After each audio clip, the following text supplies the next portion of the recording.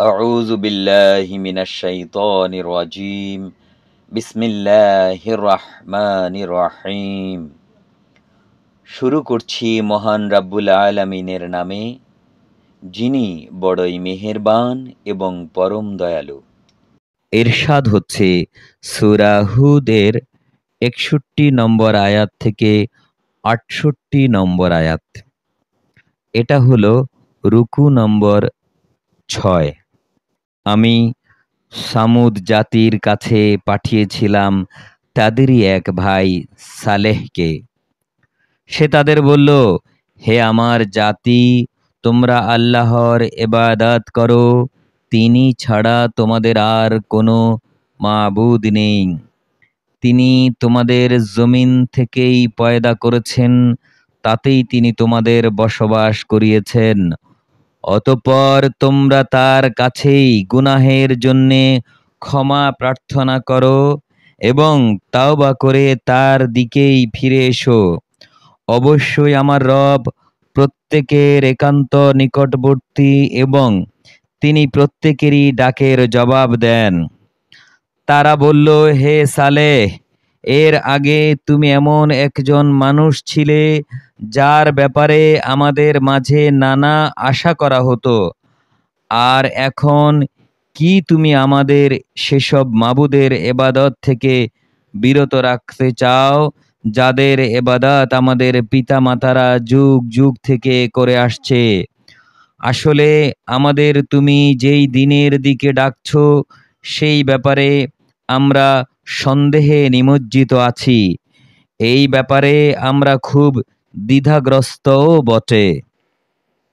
সে বলল, হে আমার জাতি, তোমরা কি একটুও চিন্তা করনি, যদি আমি আমার মালিকের পক্ষ থেকে একটি সুস্পষ্ট দলিলের ওপর প্রতিষ্ঠিত থাকি এবং তিনি যদি আমাকে তার নবুয়তের অনুগ্রহ দিয়ে ধন্য করেন, আর যদি আমি তার বিরোধিতা করি, তাহলে কে এমন আছে যে আল্লাহর মোকাবেলায় আমাকে সাহায্য করবে?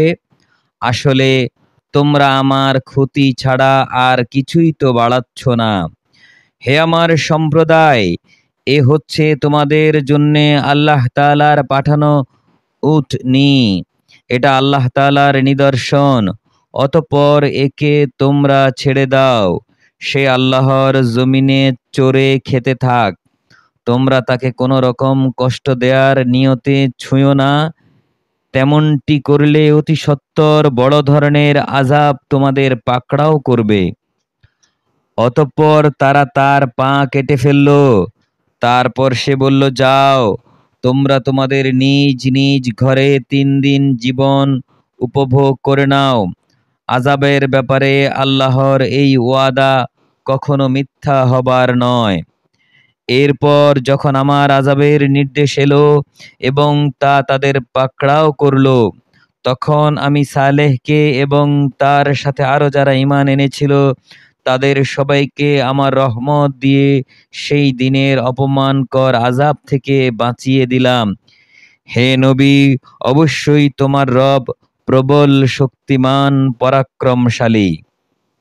অতঃপর যারা জুলুম করেছে, এক মহানাদ তাদের আঘাত করল, ফলে তারা তাদের ঘরসমূহেই মুখ থুবড়ে পড়ে রইল।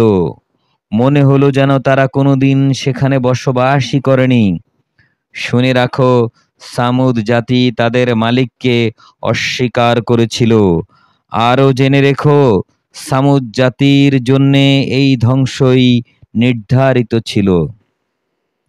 মহান আল্লাহ যা বলেছেন সত্য বলে